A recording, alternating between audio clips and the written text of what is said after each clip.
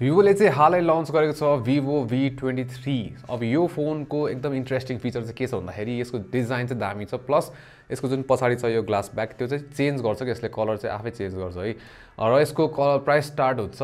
56,000 बाट 8GB RAM 128GB storage भेरिएन्टमा आउँछ यो। र यो भिडियोमा चाहिँ म मेरो रिभ्यू दिन गइरहेको छु, तर त्योभन्दा अगाडि तपाईँ हाम्रो भिडियो फर्स्ट टाइम हेरिरहनु भएको छ भने चाहिँ हाम्रो च्यानललाई सब्स्क्राइब गर्नुहोस् र त्यहाँ भएको त्यो बेल आइकन थिच्नुहोला for notifications. So Vivo V23 को चाहिँ मेन फिचर यसको सेलिङ पोइन्ट भनेकै डिजाइन होइन र हेर्दै प्रिमियम देखिन्छ। सो फर्स्टमा डिजाइनबाट सुरु गरौँ।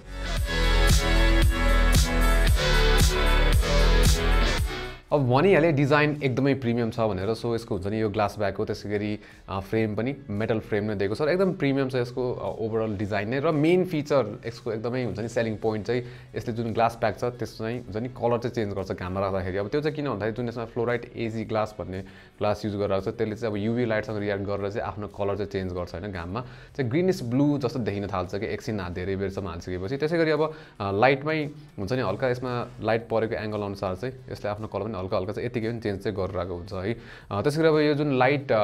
चेन्ज हुने भेरिएन्ट चाहिँ यो गोल्डन भेरिएन्टमा मात्र आउँछ। तपाईँलाई अब यस्तो झिल्के फोन चाहिँदैन भने चाहिँ यसको स्ट्यान्डर्ड ब्ल्याक भेरिएन्ट पनि आउँछ, त्यसमा चाहिँ सेम यस्तै म्याट ग्रेनी खाले फिनिस देखिन्छ र यो फिनिसमा चाहिँ पछाडिपट्टि फिङ्गरप्रिन्टहरू स्मजेसहरू पनि खासै देखिँदैन। सो त्यो पनि राम्रो छ होइन। र ओभरअल जस डिजाइन एस्थेटिक वाइज एकदमै प्लिजिङ छ। त्यसै गरी अब यसमा अगाडिपट्टि हेर्ने हो भने चाहिँ अब बेजल्सहरूको कुरा गर्ने हो भने साइड बेजल्सहरू मिनिमम छ, त्यसै गरी तलको चिन चाहिँ अलिकति ठुलो देखिन्छ र माथिपट्टि चाहिँ अब डुअल नच दिएको छ, डुअल क्यामेरा दिएको छ र माथिको हल्का यो चाहिँ अलिक ठुलो देखिन्छ होइन।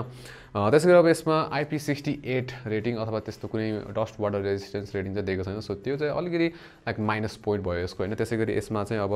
तपाईँले हेडफोन ज्याक पाउनु हुँदैन र माइक्रो SD कार्ड सपोर्ट पनि छैन। Vivo V23 मा चाहिँ फ्ल्याट डिजाइन दिएको छैन, जसले गर्दाखेरि चाहिँ यसलाई iPhone 13 भाइ पनि आउँछ यसबाट र चिनेको मान्छेले यसो देखाउँदाखेरि चाहिँ आइफोन हो भनेर सोधिरहेको हुन्छ कि।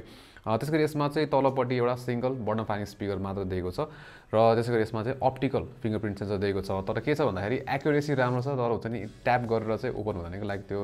फास्ट भने चाहिँ छैन। अब डिस्प्लेको कुरा गर्दाखेरि चाहिँ Vivo V23 मा चाहिँ 6.44 इन्चको फुल HD plus 90Hz AMOLED panel चाहिँ दिएको छ। अब AMOLED भएको कारणले गर्दाखेरि चाहिँ डिस्प्ले भाइब्रेन्ट छ। सो तपाईँले हुन्छ नि अब कन्टेन्टहरू हेर्दाखेरि चाहिँ मजा आउँछ, जस इन्जोयबल छ र ब्राइटनेस पनि मजाकै छ यसमा, त्यस्तो आउटडोर्समा चलाउँदाखेरि प्रब्लम्सहरू केही पनि हुँदैन। त्यसै गरी अब यसमा चाहिँ SDR10 प्लसको सपोर्ट पनि दिएको छ होइन। युट्युबमा मजाले SDR भिडियोजहरू प्लेब्याक गर्न सक्नुहुन्छ, तर स्याडली नेटफ्लिक्समा चाहिँ SDR सपोर्ट चाहिँ डिटेक्ट गरेन नेटफ्लिक्सले चाहिँ है। त्यसै गरी यो चाहिँ अब 90Hz प्यानल पनि छ होइन। र यसको चाहिँ मलाई के राम्रो लाग्यो भन्दाखेरि 90Hz बाट 60Hz मा ड्रप गर्दाखेरि पनि स्मुथनेस हुन्छ नि त्यो मेन्टेन गरेर राख्थ्यो कि लाइक 60Hz को स्मुथनेस पनि राम्रै थियो कि। अब त्यसै गरी अब यसमा चाहिँ तपाईँले कि स्मार्ट स्विचमा राख्न सक्नुहुन्छ, जसले चाहिँ अब 90 र 60 मा चाहिँ हुन्छ नि चेन्ज गरिरहेको हुन्छ कन्टेन्ट अनुसार। अब इन्टरेक्ट गरिरहेको छ भने 90Hz हुन्छ, इन्टरेक्ट गरेको छैन 60Hz। त्यसै गरी कुनै भिडियो स्ट्रिमिङ एपहरू चलाइरहनु भएको छ भने फेरि 60Hz मा जान्छ होइन, अथवा तपाईँले चाहिँ 60Hz मा राख्न सक्नुभयो। जस यसको अप्टिमाइजेसन चाहिँ राम्रो छ डिस्प्लेको। अब डिजाइन पछि यसको अर्को हाइलाइट भनेको चाहिँ यसको क्यामेराजहरू। अब पछाडिपट्टि चाहिँ ट्रिपल क्यामेरा सेटअप दिएको छ, 3टा क्यामेराज 64 मेगापिक्सलको मेन क्यामेरा, त्यसै गरी 8 मेगापिक्सलको अल्ट्रा वाइड र 2 मेगापिक्सलको चाहिँ म्याक्रो सेन्सर दिएको छ भने अगाडिपट्टि पनि यसमा चाहिँ डुअल क्यामेरा सेटअप दिएको छ। सो एउटा चाहिँ 50 मेगापिक्सलको मेन सेन्सर, त्यसै गरी 8 मेगापिक्सलको चाहिँ अल्ट्रा वाइड सेन्सर दिएको छ भने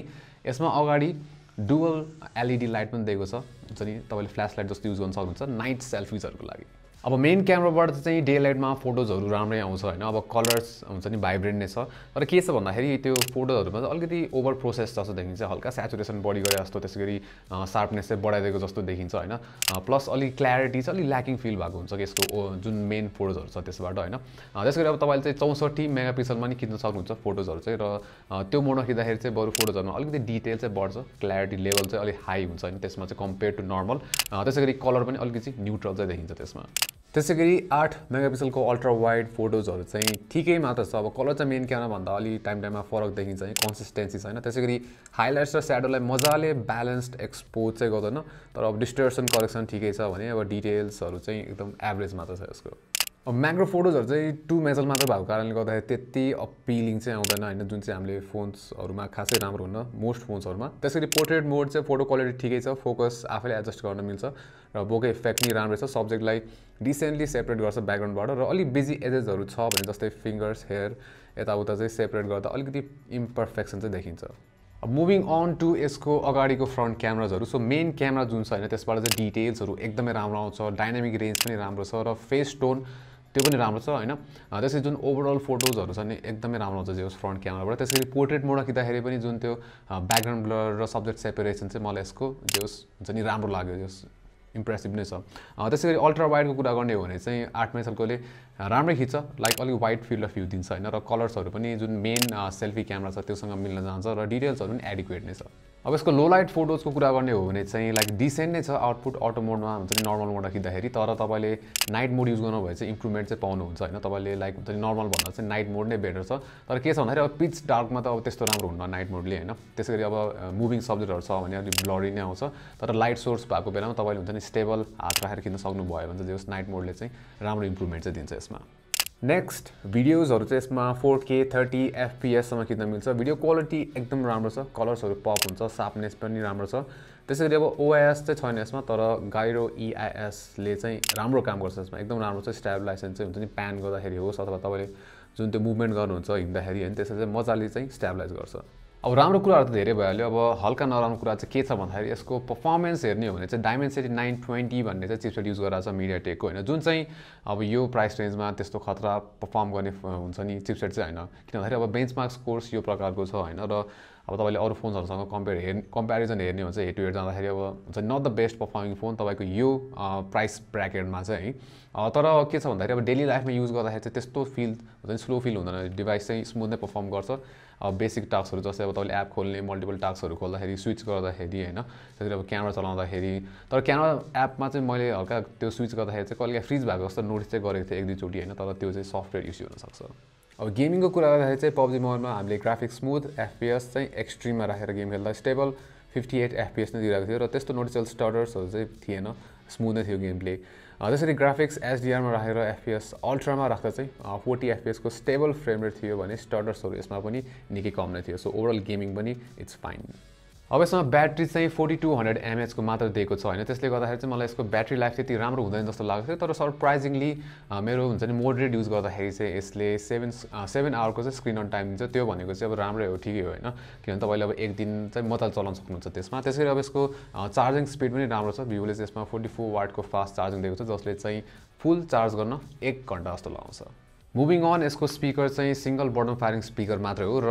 क्वालिटी चाहिँ एभरेज मात्र छ लाउडनेस हुन्छ नि त्यो चाहिँ इनफ मोर देन इनफ छ भने क्वालिटी चाहिँ त्यति राम्रो छैन लाइक क्ल्यारिटी र बेस चाहिँ त्यति राम्रो छैन त्यसैगरी यसमा चाहिँ जुन भाइब्रेसन मोड दिएको छ भिभोले त्यो चाहिँ त्यति इम्प्रेसिभ लागेन मलाई लाइक अझै यो प्राइस रेन्जमा चाहिँ राम्रो भाइब्रेसन मोड चाहिँ दिनुपर्ने हो भिभोले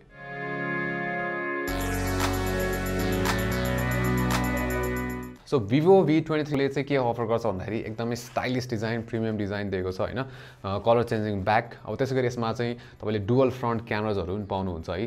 तर के छ भन्दाखेरि अब जुन यो अफरिङहरु छ नि यो प्राइस पोइन्टमा चाहिँ अलि एक्सपेन्सिभ नै फिल हुन्छ कि एज अ ओभरअल प्याकेज चाहिँ यो फोन एक्सपेन्सिभ फिल हुन्छ तर किन भन्दाखेरि यसमा IP रेटिङ मिसिङ छ त्यसैगरी तपाईले यसमा अब डुअल स्पिकर पाउनु हुँदैन र भाइब्रेसन मोडहरु पनि हुन्छ त्यति राम्रो छैन प्लस जुन यसको चिपसेट छ अथवा परफर्मेन्सको कुरा गर्ने हो भने यो सेम प्राइस रेन्जमा चाहिँ यो भन्दा धेरै राम्रो परफर्म गर्ने फोनहरु पाउनुहुन्छ जस्तै Poco S3 GT त्यसैगरी Note 2 Realme को GT Neo 2 हैन त्यसैगरी अब सेम चिपसेट भएकै फोन Realme 9 Pro Plus हेर्ने हो भने तपाईले 45000 को रेन्जमा पाउनुहुन्छ हैन सो तपाईले अब हुन्छ नि हल्का प्रिमियमनेस हुन्छ नि प्रिमियम डिजाइन चाहिरहेको छ भने चाहिँ यसले यो प्रोवाइड गर्छ तर भ्यालु फर मनी खोजिराख्नु भएको छ भने चाहिँ त्यो चाहिँ प्रोवाइड गर्दैन सो यो भिडियोमा चाहिँ यति नै राम्रो लाग्यो लाइक गर्नुस् शेयर पनि गर्नुस् र यस्तै कन्टेन्ट्सहरुलाई चाहिँ हाम्रो च्यानललाई सब्स्क्राइब गर्नुस् र त्यहाँ भएको त्यो बेल आइकन थिच्नुला for notifications until next time नमस्ते